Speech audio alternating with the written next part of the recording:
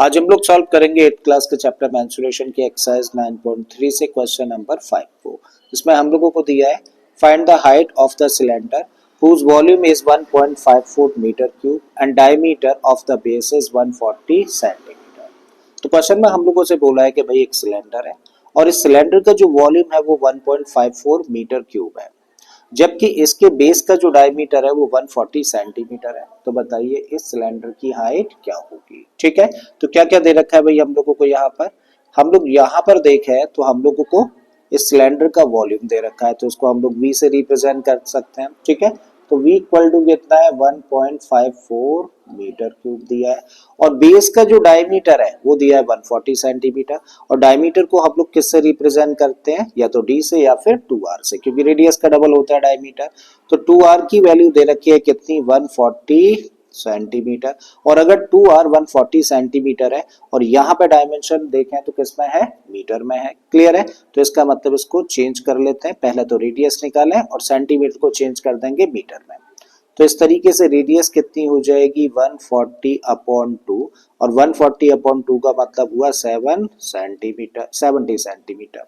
अब 70 सेंटीमीटर को हम लोग मीटर में चेंज कर दें तो 100 से डिवाइड करेंगे और 100 से डिवाइड करेंगे तो क्या मिल जाएगा 0.7 मीटर। तो ये दे रखी है हम लोगों को रेडियस, और निकालना क्या है हम लोगों को, इस सिलेंडर की हम लोगों को हाइट फाइंड करनी है। ठीक है, तो चलिए स्टार्ट करते हैं, बढ़ाते हैं क्वेश्चन को आगे। और क्वेश्चन को कहाँ से आगे बढ़ाएंगे हम लोग, इस गिवन इंफॉर्मेशन के साथ में। ठीक है, सुना आओ क्या दिया है हम लोगों को, volume equal to 1.54 metre cube ऐसा दे रखा है। बट हमारे हिसाब से सिलेंडर का वॉल्यूम निकालने का फॉर्मूला क्या होता है भाई, इसका फॉर्मूला होता है पाई आर स्क्वायर एच। ठीक है, सो दिस इक्वल टू कितना होना चाहिए 1.54 मीटर क्यूब होना चाहिए। अब हम लोग क्या करें, इधर बस क्या करें वैल्यूज रख देते हैं। तो पाई की जगह पे हम लोगों ने रख दिया 22/7। रेडियस हम लोगों को पता है 0.7 है और रेडियस का स्क्वायर है तो इसको दो बार लिख देते हैं। तो 0.7 इंटू 0.7 इनटू में एच हम लोगों को फाइंड करना है, तो इसको हम लोग ऐसे ही रखें। और इस साइड में क्या है 1.54 एज इट इज हम लोगों ने रख दिया। अब जो चीजें कैंसिल आउट हो सकती हैं वो चीजें हम लोग कैंसिल आउट करें। तो देखो 7 से अगर इसको कैंसिल करेंगे तो कितने टाइम्स कैंसिल होगा, डेसिमल है तो सबसे पहले तो डेसिमल आ जाएगा और कितने टाइम्स 0.1। ठीक है, अब और कुछ कैंसिल होगा नहीं होगा। हमें h चाहिए तो क्या करो, h को तो इधर ही रोको और बाकी सारे नंबर्स को कर दो इधर ट्रांसपोज। ठीक है, तो 1.54 अपने प्लेस पर है, तो 22 इंटू 0.1 इंटू 0.7।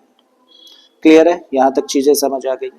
अब हम लोग क्या ऑब्जर्व कर रहे हैं भाई, हम लोग ऑब्जर्व कर रहे हैं कि यहाँ पे डेसिमल के बाद कितनी डिजिट्स हैं। देखो इस नंबर में देखें तो डेसिमल के बाद एक डिजिट है, यहाँ भी डेसिमल के बाद एक डिजिट है, और इस नंबर में देखें तो डेसिमल के बाद दो डिजिट है। ठीक है, तो ये नंबर ऊपर है और ये दोनों नंबर्स नीचे हैं जो डेसिमल फॉर्म में।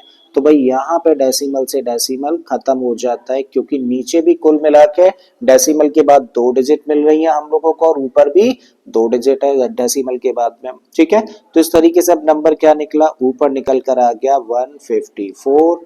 नीचे देखो 22 इंटू 7 बन गया ना, और ये भी कितना हो गया 154 इंटू में क्या है 1। ठीक है, 154 से 154 कैंसिल तो ऊपर बचा 1, नीचे भी 1 और 1/1 का मतलब 1 मीटर। ठीक है, तो ये आंसर हो गया, यानी कि यही है सिलेंडर की हाइट।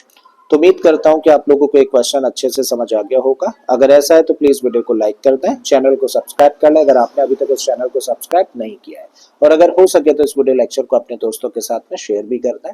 फिर से आता हूं एक और क्वेश्चन के साथ में। Till then keep learning and thank you for watching this video.